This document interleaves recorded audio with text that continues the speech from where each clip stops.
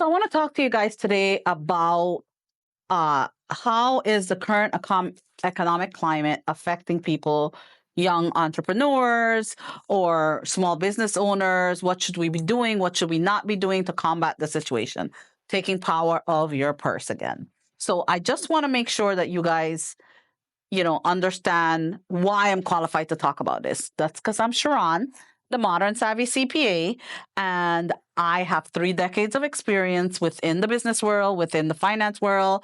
I'm a financial advisor, an accountant, a CPA, a PFS, and on top of that, I have built my wealth through my common sense knowledge and my common sense teachings that I'm trying to teach you guys on how to do yourself. Because if I can do it, anybody can do it. So let's get down to the real story about what small businesses should be doing. So, number one, if you are a small business that focuses on products, if you are buying and selling products, then you need to really look at your inventory. What is it that your inventory is? I already see that a lot of companies that are importing stuff, they've already increased the amount of shipping that they're charging, increasing the amount of the stuff. So it's instantaneously affecting us front and side on what things are costing for us to bring stuff. For example, I have a small business client that deals with paper. She makes invitations, she makes different products when it comes to printing and stuff like that.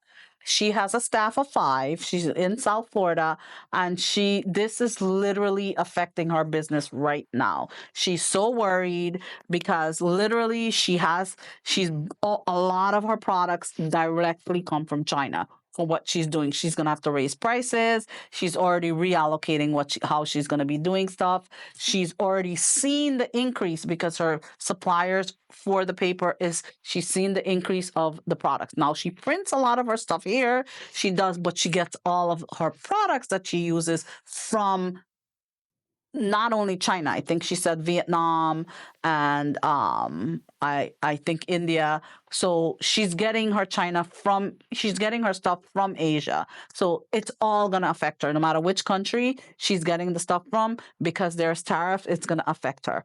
So she's gonna have to raise prices of all of the stuff in order to cover the cost of everything. Cover the cost of shipping and cover the cost of the actual, because this everybody's raising their price because they're gonna have to pay more in the tariff, so they have to raise their price to cover it. Trust me, we as the end consumer are gonna have to pay for the stuff. So as a business owner, I would say look at your inventory. If you're looking at products, if you're buying and selling products, look at the inventory, what you're going to need for your products that you're buying and selling. Even if you're not buying and selling products, but you're making products here, like I talked about that client that I'm talking about. She makes her stuff here, but she gets supplies from 3 different countries. So she has to take into account that. So it affects you. So basically what I'm saying is everyone is going to be affected. Small business owners is going to be affected because we do not have a uh big we can't spread our cost out too large because we are small businesses. If we have to raise prices, and we sell to small businesses, so we're interrelated with each other. So if we have to raise price, then the other person is going to cost more to that small business to buy our stuff to use in their businesses. That's going to be an issue. If you're a service-based industry, I believe it's also going to affect you, because now you have to look at your inventory of stuff that you're going to need. For example, I needed a new computer. I was putting it off. My computer's 5 years old. I'm getting older. My eyes are older, and I was putting it off. But I finally bit the bullet and bought myself a new computer, because I don't know what the computer is going to cost in 6 months. And when my computer actually goes totally off, then I have to plan. So you guys need to actually look at your business plan, look at what your future needs are, and probably front loading a lot of the things that you're going to need, because we don't really know what's happening. We hear that it's the uncertainty is the number one issue that's killing our market, that's affecting our market adversely. If we know what's happening, we could combat it, but if we don't know what's happening, we can't plan for it. So I'm asking you to plan for something that we don't know what's happening, so it's hard to plan. So we are guesstimating a lot of things here. So I suggest you look at what your needs are for the next year, next 2 years, possibly, because I think we're going to be in a roller coaster for a little while. And we need to look at what our needs are, look at how we can combat it. So we don't have control on what's happening with the government. We don't have control on what's happening with the tariffs. We don't have control of what's happening with the trade wars. But we do have control of our own wallet. We do have control of our what's happening within ourselves. So we have to combat as much as possible of what we don't have to control of. You say the prayer says control, what you can control. We can only control our purse. It's affected by outside, but we have to control here to in order to combat or to make concessions for what's happening outside. So that's what I suggest. And even in terms of service businesses, we're going to have to pay people more because they're going to everything costs more. So we have to look at potentially raising salaries because things are going to cost more. So those are the things that we need to look at. I try to say that to plan. Like, for example, I told you I got a new car last year. Boy, I'm glad that I got the car last year instead of having to work to realize to get it now. I'm getting my new computer.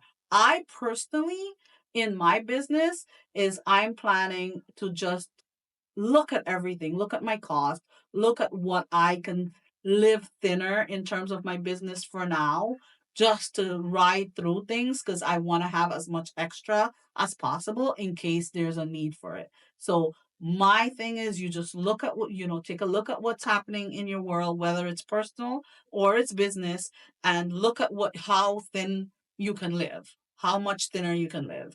You know, vintage is in, so I do a lot of things that I reuse, and I look at what I used to use it before I didn't, I bring them back out if there's something that I can do. Unfortunately, technology is not one of the things I can reuse, so that's hence the new computer.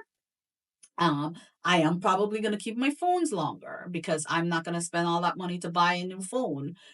I'm probably going to keep my our equipment a little longer because I don't want to spend that much money to do that. Unfortunately, with technology, it's hard for us to reuse those type of things. But definitely the clothes, definitely the furniture, more so going back to trying to be conservative in what we're buying and what our needs are. And unfortunately, that is going to affect our market because consumer confidence is going to go down and we are not going to be spending as much.